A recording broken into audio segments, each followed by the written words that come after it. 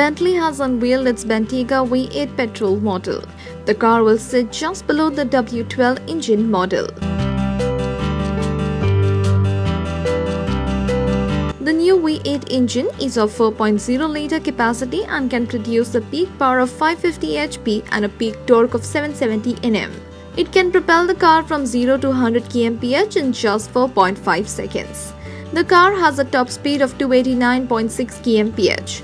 The same engine also powers the Porsche Panamera Turbo. Externally, the new model is largely unchanged from the W12 Bentayga, although red painted front brake calipers are a subtle hint at the car's new engine. It also has a new 22-inch alloy wheel design,